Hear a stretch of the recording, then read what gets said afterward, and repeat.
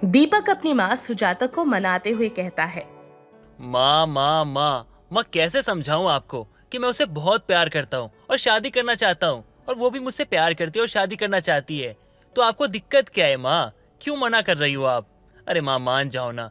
अरे माँ, वो बहुत अच्छी इंसान है, आप मेरी बात मानिए। तू क्या पागल हो गया है? अरे कैसे तेरी शादी किसी से भी करवा दूं मैं? शादी कोई बच्चों का खेल थोड़ी ना है जो किसी से भी करवा दूं।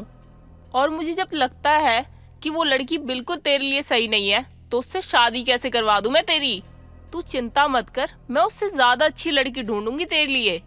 माँ, कैसी बात कर रही हैं आप? जब मैं उससे प्यार करता हूँ, उससे शादी करना चाहता हूँ, तो किसी और से मैं शादी क्यों ही करूंगा?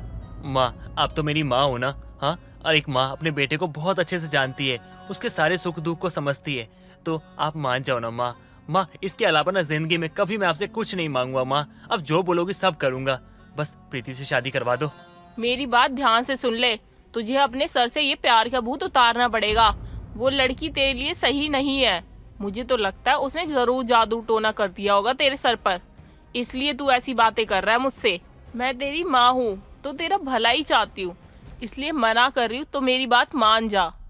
ठीक है माँ, अगर आप यही चाहती हो ना कि मैं प्रीति से शादी ना करूं, तो ठीक है, नहीं करूंगा। लेकिन आप भी याद रखना कि उसके अलावा मैं किसी और से भी नहीं करूंगा। फिर चाहे सामने आप किसी को भी ले आओ, मैं बस प्रीति से प्यार करता हूँ, उससे ही शादी करना चाहता हूँ। अगर वो नहीं तो कोई भी नहीं। जा रहा हूँ मैं। दीपक अब हर रिश्ते के लिए मना कर रहा था और ऐसे ही कई दिन निकल जाते हैं। सुजाता भी अब अपने बेटे के लिए बहुत परेशान हो रही थी। ये दीपक तो मेरी बात मान ही नहीं रहा है। इतने सारे रिश्तों को मना कर दिया। अगर ऐसे ही करता रहेगा तो इसकी शादी कैसे ही होगी? अगर मैं इससे बात करने गई तो ये फिर मना कर देगा। लगता है इसकी शादी उससे ही करवानी पड़ेगी मुझे। मेरी भी गलती है, मैं भी पता नहीं कैसी ही जिद लेकर बैठ गई हूँ। जब ये उससे इतना प्यार करता है तो मुझे शादी करवा देनी चाहिए इसकी। सुजाता भी अपने बेटे के बारे में काफी सोचती है और दीपक से जाकर बात करती है। दीपक, मैं तेरी उससे शादी करवाने के लिए तैयार हूँ। इतने दिनों में जो भी हुआ है ना, मुझे समझ में आ गया है तू उससे कितना प्यार करता है, और तू उसके अलावा किसी और से शादी भी नहीं करेगा। तो ठीक है, मैं उससे ही शादी करवा देती हूँ तेरी। माँ, माँ, आप सच कह रही हो माँ? माँ, आपको कोई दिक्कत तो नहीं है ना? हाँ, अगर आपको कोई दिक्कत नहीं है ना, तब तो मैं बहुत खुश हूँ। प्रीति जब ये जानेगी ना, वो तो बहुत खुश हो जाएगी। माँ, माँ, सच में वो लड़की बहुत अच्छी है माँ। वो आपका बहुत ध्यान रखेगी और आपको दुनिया की सारी खुशियाँ ला कर देगी। माँ, माँ, माँ, माँ, मुझे बहुत खुशी हो रही है माँ, बता नहीं सकता। अरे अरे ठीक है, अब तो मैं मान गई हूँ ना, तो इतने मक्खन क्यों लगा रहा है? अच्छा ठीक है, जा प्रीति को बता दे कि मैं मान गई हूँ शादी के लिए, और उससे ये भी बोल दियो कि अपने माँ बाप को लेकर आ जाए ताकि हम शादी की बात कर सके। सुजाता शादी के लिए मान जाती है और अब प्रीति भी अपनी माँ से सुजाता को मिलवा देती है। सारी बात तय होने के बाद कुछ ही दिनों में प्रीति और दीपक की शादी हो जाती है। शादी के बाद अब प्रीति अपने ससुराल आ जाती है और ससुराल में प्रीति अपनी पहली रसोई की रस्म के लिए जाती है। तभी वहाँ पर रसोई में सुजाता आती है और वो अपनी बहू प्रीति से कहती है। अरे अरे बहू, रसोई में मत जा, अभी नई नई आई है तो थोड़ा आराम कर ले। माँ जी, आज तो मेरी पहली रसोई की रस्म है ना, तो मैं बस अपनी रस्म के लिए ही यहाँ आई थी। मैं सोच रही हूँ आज सबके लिए कुछ बढ़िया सा बना के लाऊं। अरे नहीं नहीं बहू, हमारे यहाँ ऐसा नहीं होता है। हमारे यहाँ नई बहू 1 महीने बाद ही काम करना शुरू करती है। और तुझे पता है, जब मैं शादी करके आई थी ना, मैंने तो 2 महीने तक काम नहीं किया था। लेकिन माँ जी, मेरे घर में तो ऐसा नहीं होता। वहाँ तो शादी के अगले दिन ही रसोई की रस्म होती है और उसमें बहू को कुछ अच्छा बनाना होता है। बहू तू अब ससुराल में है, मायके में नहीं है। यहाँ जैसा होता है वैसे ही करना पड़ेगा ना। अब तू जा, मैं खाना बना कर लाती हूँ। सुजाता सबके लिए खाना बनाती है और सभी खाना खाने के लिए बैठ जाते हैं। जैसे ही प्रीति खाना खाती है तो उसे खाना बहुत ज्यादा तीखा लगता है और वो अपने मन में कहती है, हाय, ये कितना तीखा है। इसे खाकर तो मेरे पूरे शरीर में आग लग गई।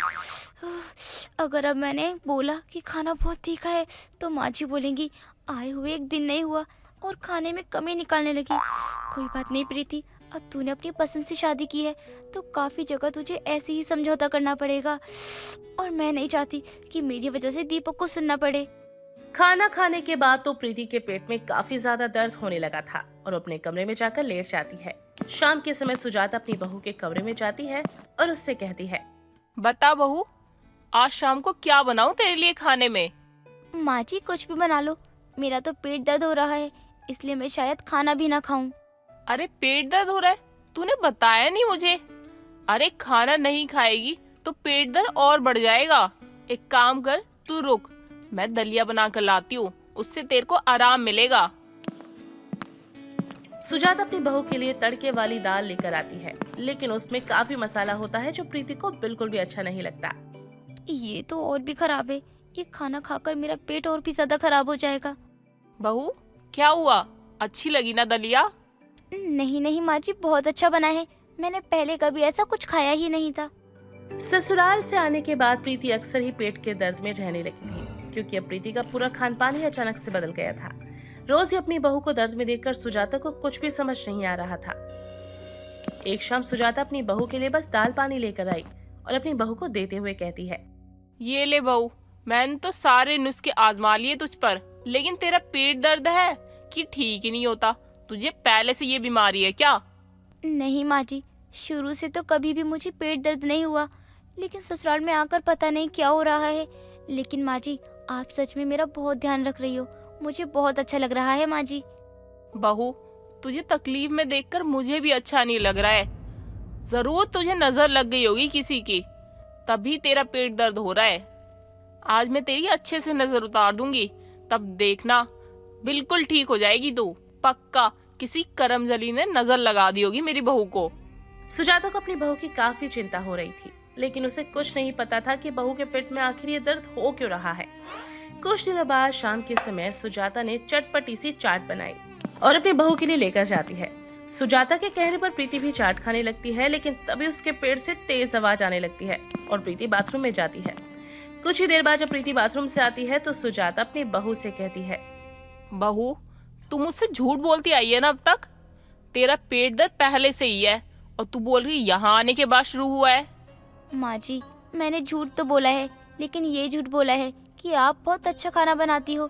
मैं बिल्कुल भी तीखा खाना नहीं खाती हूँ, लेकिन यहाँ तीखा खाना बनता है, आपको बुरा ना लगे इसलिए मैं बस चुपचाप खा लेती हूँ और तभी मेरा पेट भी दर्द हो जाता है। प्रीति की बात सुनकर सुजाता समझ जाती है, जिसके बाद वो प्रीति और सबके लिए हल्का खाना बनाने लग जाती है। दोस्तों, अगर आपको ये कहानी पसंद आई तो इसे लाइक करें, शेयर करें और कमेंट करके बताएं कि कहानी में आपको सबसे अच्छा क्या लगा।